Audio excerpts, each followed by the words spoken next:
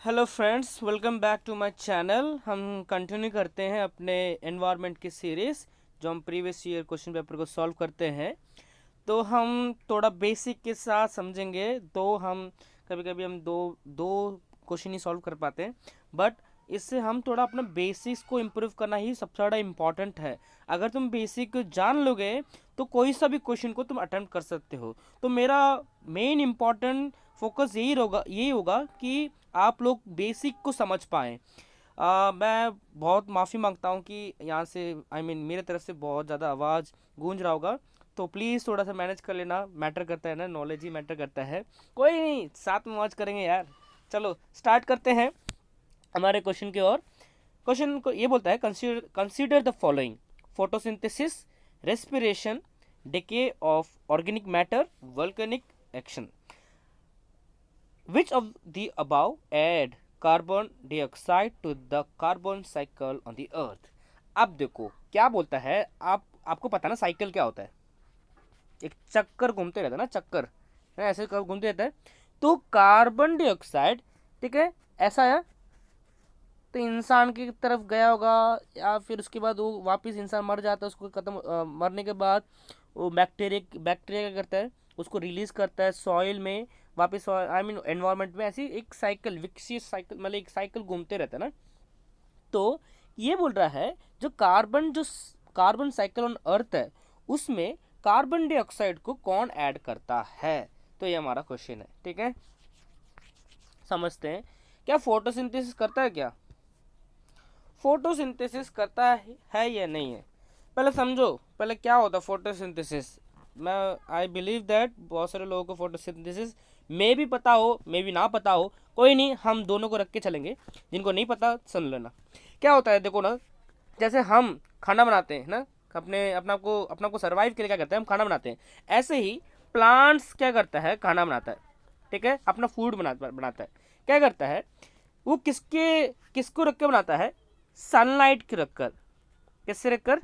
Sunlight के रखकर क्या करता है, सनलाइट को रखकर क्या करता है वो, न्यूट्रिएंट्स न्यूट्रिएंट्स को कहाँ से पाता है? उसको कार्बन डाइऑक्साइड एंड वाटर को थ्रू क्या करता है वो, उसको वो पाता है, ठीक है।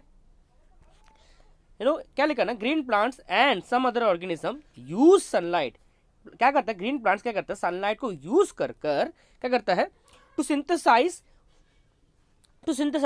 न्यूट्रिएंट्स फ्रॉम कार्बन डाइऑक्साइड और वाटर के अनुसार क्या करता है वो अपना खाना बनाता है, ठीक है। तो कहीं ना कहीं क्या हो रहा है, कार्बन डाइऑक्साइड को लिया जा रहा है, रिलीज नहीं करा जा रहा। तो यहाँ से हमको क्लियर होगा कि भाई फोटोसिंथेसिस तो करता नहीं है। इवन ऊपर से क्या होता है, जब फोटोसिंथेसिस जब प्लांट्स में होता है, जनरली क्या करता है, इन्वॉल्व करता है ग्रीन पिगमेंट को। क्या करता है? ग्रीन पिगमेंट को इन्वॉल्व करता है। किसको? ग्रीन पिगमेंट, ठीक है। प्लांट में जो फोटोसिंथेसिस क्या होता है, वो ग्रीन पिगमेंट को इन्वॉल्व करता है। कहाँ पर? क्लोरोफिल में। कहाँ पर?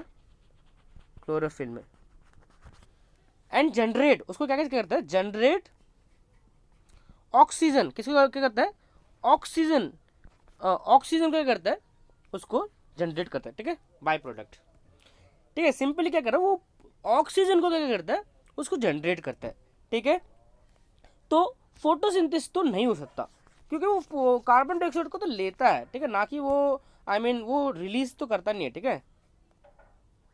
करता है कभी, अब तुम पेड़ करता हो तो रात के टाइम सोते वक्त करता हो, तो डिफरेंट है, यहाँ मत सोचना, ठीक है। तो फोटोसिंथेसिस कार्बन को रिलीज नहीं करता। कहाँ पर? कार्बन डाइऑक्साइड को कार्बन साइकिल में नहीं रिलीज करता। अगला है रेस्पिरेशन। हम सांस लेते हैं, सांस क्या लेते हैं, ऑक्सीजन लेते हैं और कार्बन डाइऑक्साइड को बाहर फेंकते हैं, है ना। सांस क्या लेते हैं, ऑक्सीजन को लेते हैं, ठीक है, ऑक्सीजन लेते हैं और कार्बन डाइऑक्साइड क्या करते हैं, रिलीज करते हैं। तो हम भी क्या हो गए, रेस्पिरेशन के थ्रू हम क्या करते हैं, कार्बन को क्या करते हैं, कार्बन डाइऑक्साइड को कार्बन साइकिल में रिलीज करते हैं। तो हमारा 2 सही हो जाएगा, ठीक है, ये सही हो जाएगा, ठीक है। Decay of organic matter. अब तुम समझो, हम किसी भी रूप से कोई सा भी एनिमल्स हो, ठीक है, या प्लांट्स हो, ठीक है, हम लोग क्या करते हैं, कहीं ना कहीं किसी भी रूप से क्या करते हैं, कार्बन डाइऑक्साइड को क्या करते हैं, रिलीज मतलब अब्जॉर्व करते हैं। जब भी डिके हो जाता है, जब भी हम मरते हैं, हमारा बॉडी क्या हो जाता है, गल जाता है, बैक्टीरिया क्या करता है, उसको ब्रेक करता है, डिकम्पोजर करता है, ठीक है। तो उसकी वजह से क्या होता है, जो भी हमारे बॉडी के अंदर जो भी मिनरल्स है ना, जो भी मिनरल्स है, वाटर है, इवन गैसेस है, उनको सबको क्या करता है, रिलीज करता है। क्या करता है, रिलीज करता है। तो उन सबको करता है, तो कार्बन डाइऑक्साइड भी तो रिलीज करता होगा। तो कभी भी कुछ चीज मर जाता है, कहीं ना कहीं वो भी कार्बन डाइऑक्साइड क्या करते हैं, रिलीज करता है।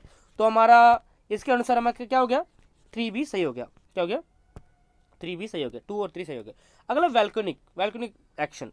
अब पता है ना तुमको, वैल्कोनिक जब फटता है ना, वैल्कोनिक जब फटता है, बहुत सारे गैसेस निकलते हैं ना, बहुत सारे गैसेस क्या निकलते हैं, बहुत सारे गैसेस निकलते हैं।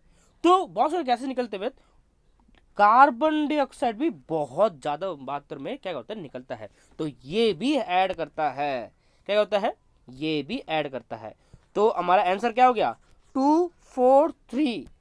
243 आंसर क्या हो जाएगा, हमारा सी सही हो जाएगा। तो चलो आगे बढ़ते हैं, समझ आ गया होगा, राइट। तो अगला हमारा क्वेश्चन है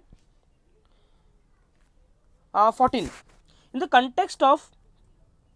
the context of ecosystem productivity, marine upwelling zones are important as they increase the marine productivity by bringing the decomposer microorganism to the surface, nutrient to the surface, bottom dwelling organism to the surface। अब समझो upwelling क्या होता है, पहले तो ये समझो कि ना अपवेलिंग होता क्या है। अपवेलिंग क्या होता है, एक तरीके की विंड के वजह से क्या होता है, एक मोशन अकर होता है। क्या होता है, एक मोशन अकर होता है। कहाँ पर हमारे समुद्र में। तो क्या होता है, वो एक तरीके मोशन अकर होता है विंड की वजह से, जिसकी वजह से क्या होता है, जो कूलर चीज होता है, कूलर चीज ना, जो ठंडापन क्या होता है, ऊपर आता है। क्या होता है, ऊपर आता है। जैसे कि ये ऐसा आता है, देखो समझो समुद्र में, ये समुद्र है, समझ लो ये समुद्र है, सी। तो नीचे क्या होता है, ठंडा होता है, पानी ठंडा होता है। ऊपर क्या होता है, इधर वार्म होता है। क्या होता है, वार्म होता है, ठीक है। विंड के मूवमेंट, विंड की वजह से क्या होता है, एक मोशन डेवलप हो जाता है। क्या होता है, एक मोशन डेवलप हो जाता है, जो ऊपर का चीज, नीचे का चीज ऊपर आ जाता है, और नीचे का चीज क्या आ जाता है, नीचे चला जाता है। जब नीचे का चीज ऊपर चलता है, इसे बोलते हैं अपवेलिंग। क्या बोलते हैं, अपवेलिंग। क्या बोलते हैं, अपवेलिंग। और ऊपर का चीज नीचे चलता है, इसको बोलते हैं डाउनवेलिंग। क्या बोलते हैं, डाउनवेलिंग या बॉटम ड्वेलिंग भी बोल सकते हैं, ठीक है। तो ऊपर की चीज नीचे जाती है, डाउनवेलिंग, ठीक है। अपवेलिंग और डाउनवेलिंग। अब देखिए क्या होता है, जब भी क्या होता है, जब भी कुछ चीज क्या होता है इसमें, ये समझ आएगा, अपवेलिंग डाउनवेलिंग, ठीक है। तो इसकी वजह से क्या होता है, ecosystem productivity, marine upwelling zones are important as they increase the marine productivity by bringing the. अब ये क्या होता है, जब अपवेलिंग होता है तब क्या होता है, मराइन प्रोडक्टिविटी क्या होता है, ज़्यादा बढ़ता है। ज़्यादा क्या है, मराइन प्रोडक्टिविटी क्या होता है, ज़्यादा बढ़ता है। तो आंसर समझते हैं, decomposer microorganism to the surface. क्या जो डिकम्पोजर है, जो भी ना डिकम्पोज करता है, जैसे कि फंगी हो गया, ये सब क्या ऊपर आते हैं, सरफेस में आते हैं क्या, ये नहीं आते। क्या होते हैं, नहीं आते। क्यों आएंगे भाई, ये डिकम्पोजर है, जो भी है ना फंगी, जो ये ऊपर क्यों आएंगे भाई, तैर के ऊपर क्यों थोड़े आएंगे, ये नहीं आते, ठीक है। न्यूट्रिएंट्स टू द सरफेस, हाँ आ सकता है। जो भी नीचे जो न्यूट्रिएंट्स होंगे ना, वो डेफिनेटली ऊपर आते हैं पानी के थ्रू, ठीक है। ये आंसर सही है। Bottom dwelling organism to the surface, नहीं ये भी नहीं आता। जो भी नीचे रह रहा है ना ऑर्गेनिज्म, सरफेस में आता है, नहीं आता। तो नीचे देखता, कभी देखा है, आई मीन ऊपर आते हुए, नहीं होता। तो हमारा आंसर क्या है, ओनली 2। आंसर क्या है, only 2। B is the answer. Answer क्या है, बी इज द आंसर, ठीक है। चलो next question. The 2004 tsunami made people realize that mangroves can serve as a reliable safety edge against coastal calamities. How do mangroves function as a safety edge. तब पहले समझो mangrove क्या होता है। Mangrove क्या होता है पहले सब एक वीडियो फोटो देख लो। ये दिख रहा है, ये है मैंग्रोव ना, जिसका बहुत बड़ा डीप क्या होता है, जड़ होता है। ठीक है, बहुत बड़ा डीप जड़ होता है। ये बहुत ज़्यादा इंपॉर्टेंट रोल प्ले करता है कब, फ्लड, सुनामी, फ्लड आ गया या फिर सुनामी आ गया, उस वक्त ये जो मैंग्रोव होते हैं ना, ये सब ये जो मैंग्रोव होते हैं, ये उसको रोकने में और कंट्रोल करने में बहुत बड़ा रोल प्ले करता है, बहुत बड़ा रोल प्ले करता है। अगर अगर इसको हम इसको प्रोटेक्ट नहीं करेंगे देन क्या होगा, बहुत ज़्यादा लोगों के जान जा सकता है। अगर फ्लड आ गया तो, सुनामी आ गया तो, देखो ना बिहार बिहार ना, क्या बोलते हैं ना, फ्लड का बहुत ज़्यादा है ना फेस करते हैं। हर हर टाइम क्या होता है, हर साल में फ्लड को बहुत फेस करना होता है। और तुम्हें याद है 2004 में साउथ में साउथ इंडिया में क्या हुआ था, बहुत बड़ी सुनामी आई थी जिसमें बतेरे लोग मरे थे ना। अगर अगर हमने मैंग्रोव को इंपॉर्टेंस देते तो कुछ ना कुछ तो इम्पैक्ट पड़ता, क्योंकि ये ऐसा पेड़ होता है जिसका रूट बहुत ज्यादा क्या होता है, स्ट्रॉन्ग होता है। कितना टाइड्स भी आ जाए, कुछ भी हो जाए, इसको कभी भी जड़ से तुम उखाड़ ही नहीं पाओगे। बोलते ना, कुछ भी कर लो, उखाड़ उखाड़ के दिखा ले, उखाड़ के दिखा, उखाड़ के दिखा, इसको नहीं उखाड़ पाओगे, किसी को भी उखाड़ोगे, इसको नहीं उखाड़ पाओगे तुम लोग। तो ये बहुत ज़्यादा क्या होता है, स्ट्रांग होता है, इसकी मजबूत होती है। ये बहुत बड़ा रोल प्ले कर सकता है फ्लड को रोकने में, कंट्रोल करने में, पूरी तरीके नहीं, बहुत बहुत ज़्यादा कम तो कर सकता है ना। तो मे भी देखो ना, जैसे कि जो आसपास जो समुद्र के सामने है ना जिंदगी जी रहे हैं तो वो लोग तो मुश्किल है, बट थोड़ा कंट्रोल करके क्या रहता है, जो थोड़ा पीछे रहता है समुद्र से, तो समुद्र के थोड़ा और पीछे, तो उन वहाँ तक तो पानी नहीं जाएगा ना, वहाँ तक लोग डूबेंगे नहीं। तो ये बहुत बड़ा रोल प्ले होता है। बट आज के टाइम में क्या होता है, इसका ज़्यादा इंपॉर्टेंस नहीं दिया जाता, देते हैं बट आजकल जैसे कि ना, इसको खाना बनाने के लिए लकड़ी यहीं से काटते हैं, पूरा मतलब जंगल में लकड़ी नहीं है तो इसी को काटो। भाई साहब तुम याद रखो, तुम्हारा जिंदगी के लिए ना इसको बना के रखना पड़ेगा। अगर तुमने इसको इसे इसे इसे प्रोटेक्ट नहीं करा तो क्या हो सकता है, तुमको कोई प्रोटेक्ट नहीं करेगा तो प्रकृति के साथ केल कुछ खिलवाड़ मत करो, वरना प्रकृति तुम्हारे साथ खिलवाड़ करना स्टार्ट कर देगा। तो जो नेचर ने बनाया है ना, उसको हमको प्रोटेक्ट करना है, क्योंकि ये जैसे कि नेचुरल कामिटीज होता है, उसको रोक सकता है। तो इसको बढ़ावा देना बहुत इंपॉर्टेंट है।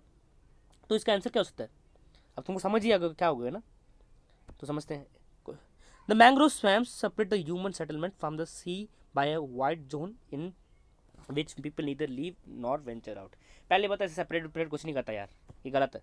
ठीक है, ये क्या गलत है, ऐसे कुछ सेपरेट नहीं करता। ठीक है, ये गलत है। Mangroves provide both food and medicine which people are in need of. नहीं, ये भी गलत है। Mangroves trees are tall with dense canopies. नहीं, ये भी गलत है। तो आंसर डी राइट है। The mangrove tree do not get uprooted by storms.